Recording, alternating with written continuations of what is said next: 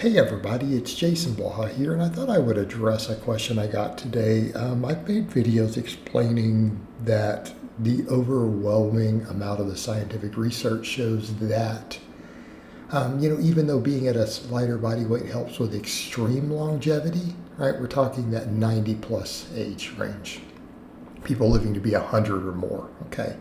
But setting that aside, when we start talking about all-cause mortality in our 60s, 70s, 80s, the topic comes up and people say, well, is it possible for a person to gain too much muscle or to gain, enough muscle to where it's no longer having health benefits?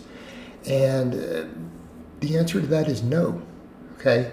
And I want to put some caveats there. Here's my caveats.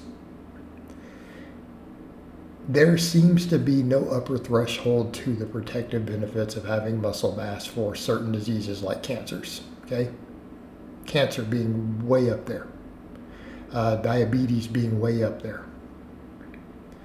Now, people say, well, how come some of these really big guys still get some of this? Because of all the drugs they use. Okay, it's not the muscle that's the issue. So there's a lot of lifestyle factors that affect all of these things. Okay, there's a lot of lifestyle factors involved. Just because you have one variable that's protective doesn't mean if you do something else that increases your risk 10 times over, you're not going to have a chance of basically the dice coming up bad on your gamble. Okay, but if we're talking about purely gaining muscle as a result of lifting weights correctly and consuming protein, and that is the only real mechanisms by which you are gaining muscle, there's no upper threshold. In other words, you will probably never gain enough muscle in your lifetime of just regular training and eating a high protein diet to where you are not getting additional protective benefits from it. It's just simply not practical. Am I saying it's not possible? No, it is possible. It's not practical. Like almost none of you listening need to worry about this ever happening. In other words, just gain as much muscle as you possibly can over the next 10, 15, 20 years. Gain as much as you possibly can practically and realistically. You're going to get health benefits from it. Now people say, well, when does it become, what creates negatives?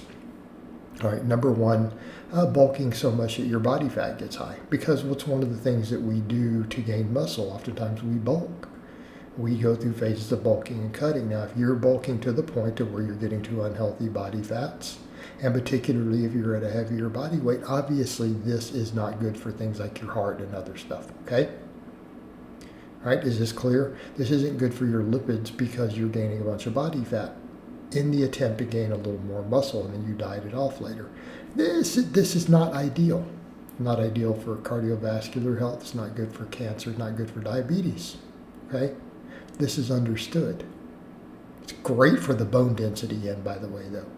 And staving off osteoporosis, someone who lifts heavy and bulks and even gets at an unhealthy body fat will have the most amazing bone density known to man, by the way.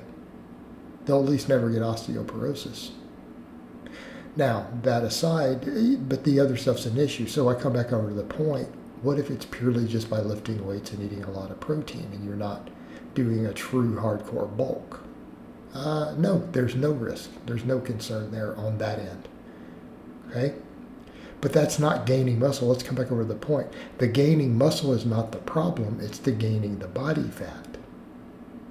So let's be clear, these are two different things, right?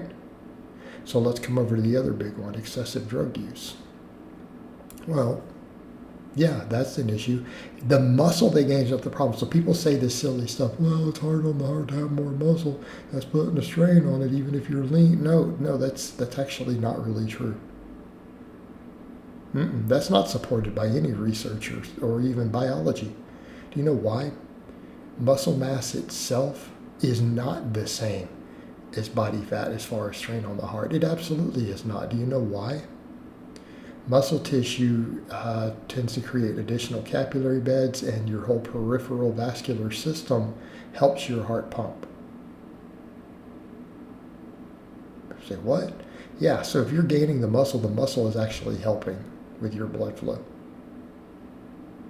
So people say, so then why are the big guys in danger? They're in danger because they use metric tons and 55-gallon drums of steroids to get there, which impacted their lipid profile, it affected their heart, caused atherosclerosis and hardening of the arteries. Okay? Does this make sense? This is why they're having any issues. It is not because of the muscle. The muscle itself, any muscle gain that you gain, the benefits of it to your heart are offset already by its ability to help your heart pump blood through all the vascular network it develops in your muscles, assisting with all of it. Okay? But it's the mechanisms they used to grow it.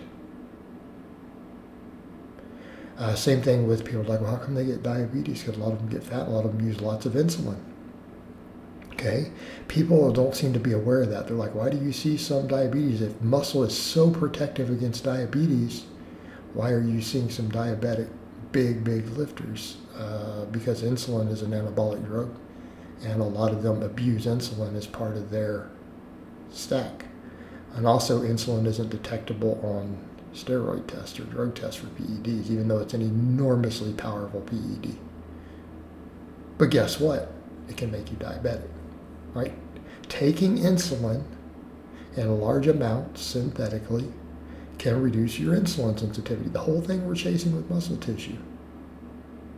It can reduce it, and it can cause problems with your pancreas where you become reliant on insulin.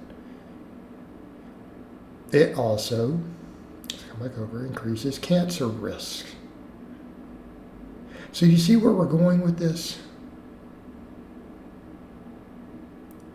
Let's come back over to the other point.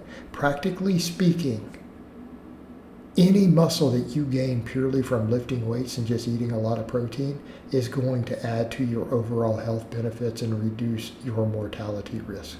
All of it, every last drop of it. There is no upper threshold on that you can practically reach. This is not a valid concern. Now, again, that's from a practical perspective. If these other factors come in, these other factors can be a massive negative. But if you're not doing those things, this is not a concern. You literally will only be healthier by gaining more muscle. Okay? It is protective against all these other things.